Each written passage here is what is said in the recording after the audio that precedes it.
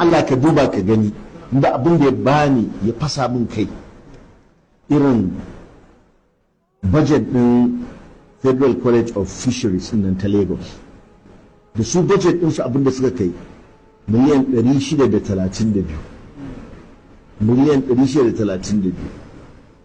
amma mutanen nan 'yan majalisa suka mayar da budget din nan biliyan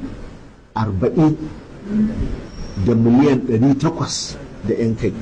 'yan kan ta biliyan 40 'yan kar ma sun fi asalin bukatar ko fa abin nan fa kar mutuna fa a lokacin shugabancin Buhari abin nan ya soma bayyana budget padding ƙari da suke a budget aka yi ta zargin su abin aka tona musu asiri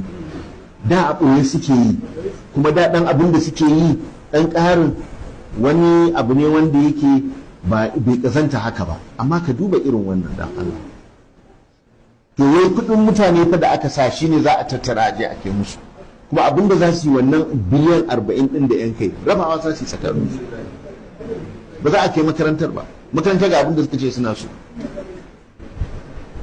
to daga kuɗin mutane ko kuma daga bashin da aka ciyo wanda 'ya'ya da jikoki su za su rinka biya shi yasa wallahi abin nan wato mu tashi tsaye da tsananta addu'a yau abin da ya ta ishara kenan akan hudu ba cewa muna cikin halin tsanani to Allah yana karban addu'a mu addu'a ce kawai za ta yi mana maganin wannan zalunci Allah ya mana maganin wannan zalunci